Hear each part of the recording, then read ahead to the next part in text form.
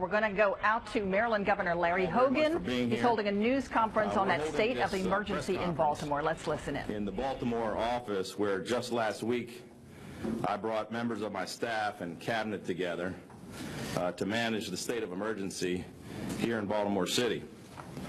We transformed this very office into our executive command center, and we worked here day and night for a week. On Saturday, April 25th, we activated the state's Emergency Operations Center at the Maryland Emergency Management Agency, and we put the National Guard on alert in preparation for the possibility of being called up.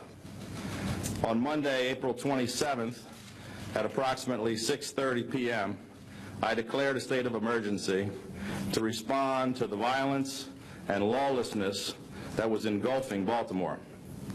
When we arrived on Monday night, the city was on fire. Homes and businesses were being burned, looted, and ransacked. Police were being attacked and injured. We responded quickly. We immediately moved our entire operation from Annapolis to the city of Baltimore and set up this office and the State Police Command Center at Camden Yards. To put an immediate stop to the riots and to keep Baltimore safe, we brought with us 3,000 National Guard, many of whom were on the ground within 3 hours. We may have broken a national record, as it normally takes at least 8 hours for the Guard to mobilize.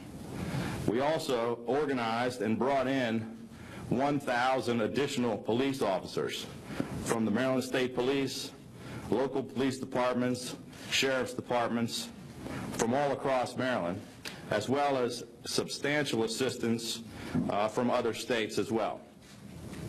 As this overwhelming force moved into the city to back up the city police force, we quickly brought calm and order back to the city. Relative calm was effectively restored by early Tuesday morning, and we spent the entire week, day and night, managing the crisis, keeping the peace, touring the city, thanking our law enforcement officers and soldiers and firefighters, and listening to the concerns of residents from every part of the city.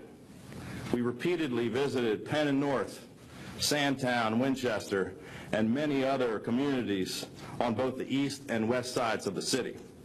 We worked from the Baltimore City Police Headquarters. We visited injured officers at shock trauma. We had a meal with members of the National Guard at the Armory and with officers at the State Police Command Center. We met with and thanked as many state troopers and allied police officers, soldiers, and firefighters as we possibly could. Our entire team was working 16 to 20 hours a day. In addition to managing, we're literally making hundreds of decisions and managing the 4,000 people we brought with us. We also talked with business owners, religious leaders, community leaders in order to provide reassurances and to also understand their immediate concerns. We touched every corner of the city we could reach, and in doing so, I saw things that I will never forget. We saw devastation and destruction, but we also saw incredible acts of kindness. We saw neighbors helping neighbors. We saw a community that cares about each other. I'm extremely proud of our entire team and all of the hard work they put in to help us restore law and order and bring peace to the city. And while I will never forget the violence and lawlessness that sought to tear the city apart, I will also always remember the individual acts of charity and forgiveness which truly define who we are. In the midst of the crisis, I saw our cabinet and our staff respond in extraordinary ways. It is very fitting that today happens to be State Employee Appreciation Day. Every member of our cabinet and our entire staff accomplished amazing work, and the thousands of others who worked so hard all deserve our gratitude and appreciation.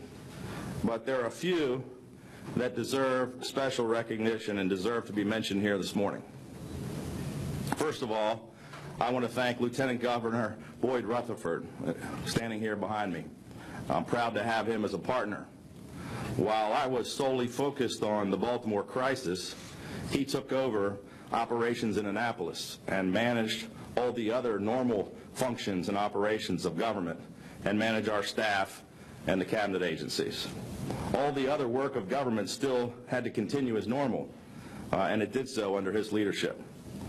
He also provided me with valuable advice and counsel, and he shuttled back and forth between MEMA and the State House, at MEMA where he helped to oversee the response to the crisis, and he came into the city and met with faith leaders and community leaders and others to help us restore the peace. Nobody in America could have done a better job of managing the crisis than my Chief of Staff, Craig Williams, and our entire senior leadership team. They were simply incredible. I'm also very proud of Major General Linda Singh, who heads up our National Guard. She couldn't be here this morning because of another commitment, but she showed tremendous wisdom and leadership. She also showed the nation what it means to be in the National Guard and how important their role is. State Police Superintendent Colonel Bill Palazzi, who is here with us this morning, I thank you for your leadership and focus, your soft-spoken, get-it-done attitude. He pulled together and organized not only his own troopers, but hundreds of other officers from within and from outside Maryland. Clay Stamp, the director of the Maryland Emergency Management Agency, who is here with us this morning. Tim Hutchins, our Director of Homeland Security. Department of Public Safety and Corrections Secretary Steve Moyer. And last but certainly not least, my senior advisor Kiefer Mitchell, who's standing behind me, our expert on the city, who was invaluable to this effort.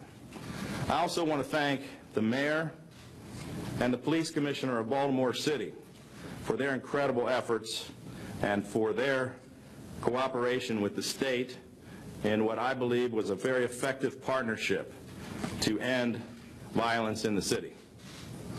But no one deserves more thanks than the brave police officers, the soldiers, the firefighters, and the first responders who put their lives on the line. With support from New Jersey, Pennsylvania, West Virginia, the District of Columbia, and even some folks that came as far as Ohio, and from every single corner of Maryland, our allied law enforcement officers, soldiers, and firefighters showed incredible courage.